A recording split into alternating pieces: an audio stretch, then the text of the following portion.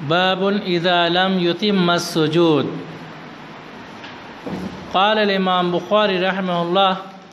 اخبرنا الصلت بن محمد قال اخبرنا مهدي عن واصل عن ابي وائل عن حذيفة رأى رجلا لا يتم ركوعه ولا سجوده فلما قضى صلاته قال له حذيفة ما صليت؟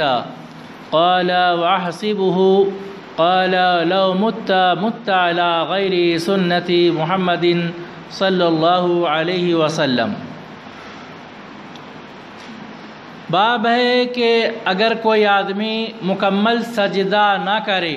تو کیا اس کی نماز ہوگی یا نہ ہوگی. سجدے میں چوری کر رہا ہے، صحیح ڈھنگ سے سجدہ نہیں کر رہا ہے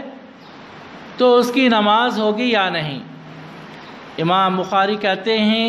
کہ ہم کو خبر دیا صلت بن محمد نے، انہوں نے کہا کہ ہم کو خبر دیا مہدی نے،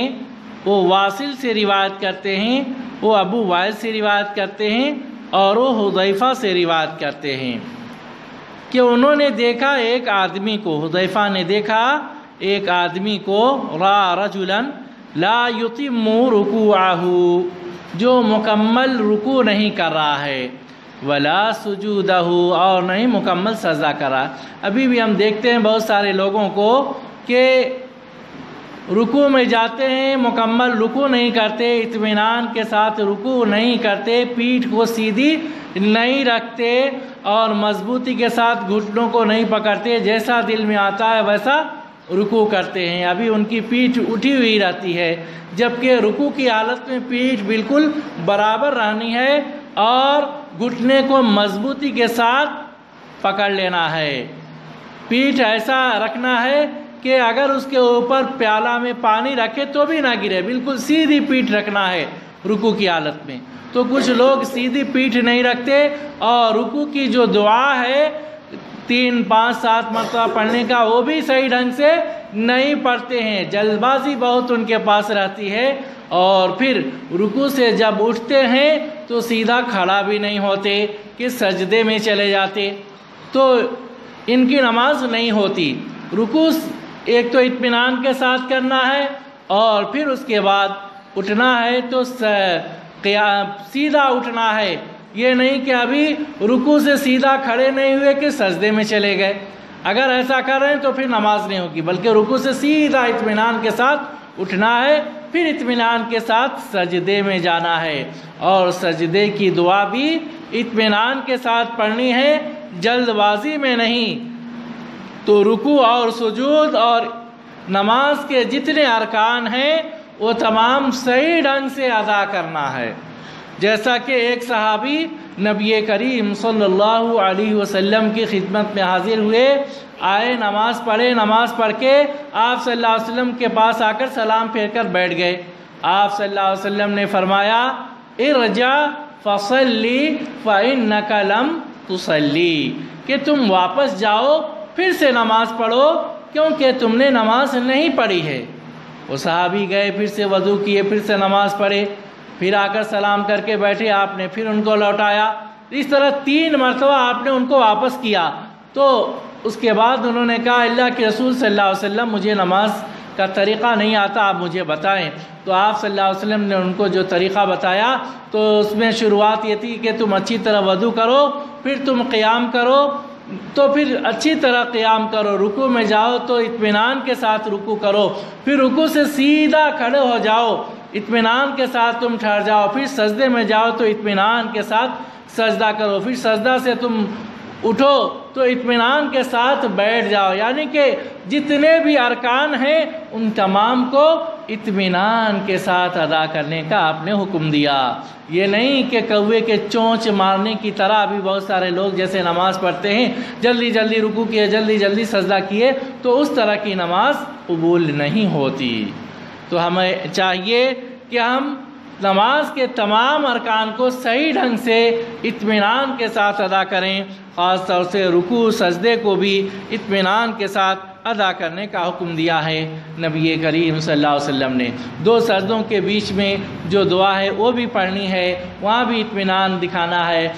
رکوع سے اٹھنے کے بعد بھی اطمینان کے ساتھ کھڑا ہونا ہے اور پھر اطمینان کے ساتھ سجدہ کرنا ہے۔ فلما قضا صلاتہ،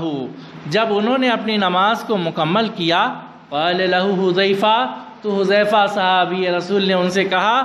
ما صلیت، تم نماز نہیں پڑھے، جیسا کہ نبی کریم صلی اللہ علیہ وسلم نے ان صحابی کو کہا تھا کہ آپ جا کر دوبارہ نماز پڑھیے، اسی طرح صحابی رسول نے دوسرے تابعی کو کہا کہ آپ نے نماز نہیں پڑھا ہے۔ قال واحسبہ، اور راوی کہتے ہیں کہ میں سمجھتا ہوں قال لو مت علی غیر سنتی محمد صلی اللہ علیہ وسلم، حذیفہ بن یمان نے ابھی ایک اور جملہ کہا کہ اگر آپ کی وفات ہو جائے تو آپ محمد صلی اللہ علیہ وسلم کے سنت کے علاوہ پر مریں گے، یعنی کہ دین اسلام پر آپ نہیں مریں گے۔ امام بخاری اس حدیث سے یہ بتانا چاہ رہے ہیں کہ جو شخص نماز کی کسی شرط کو چھوڑ دیا تو اس کی نماز نہیں ہوگی، اسی طریقے سے جو شخص نماز کے کسی رکن کو بھی چھوڑ دیا تو اس کی بھی نماز نہیں ہوگی، اور سطر کا ڈھانپنا بھی ضروری ہے۔ جو شخص سطر کو نہیں ڈھانپ رہا ہے، جلد بازی میں رکوع یا سجدہ کر رہا ہے اور اس کا سطر کھل جا رہا ہے تو اس کی نماز بھی نہیں ہوگی، تو سطر کو ڈھانپنا بھی ضروری ہے۔ اللہ رب العالمین سے دعا ہے کہ العالمین ہم تمام کو خشوع و خضوع کے ساتھ اور اطمینان کے ساتھ نماز کے تمام ارکان کو ادا کرنے کی توفیق عطا فرما، صحیح ڈھنگ سے رکوع، صحیح ڈھنگ سے سجدہ کرنے کی توفیق عطا فرما، اور ہماری نمازوں کو قبول فرما، جب تک دنیا میں رکھ ایمان کی حالت میں رکھ، خاتمہ ایمان کے حال فرما، آمین۔ وآخر دعوانا الحمد للہ رب العالمین۔ باب اذا لم يتم السجود۔ قال الامام بخاری رحمہ اللہ اخبرنا الصلت بن محمد قال اخبرنا مهدي عن واصل عن ابي وائل عن حذيفة رأى رجلا لا يتم ركوعه ولا سجوده، فلما قضى صلاته قال له حذيفة ما صليت، قال واحسبه، قال لو مت على غير سنة محمد صلی اللہ علیہ وسلم۔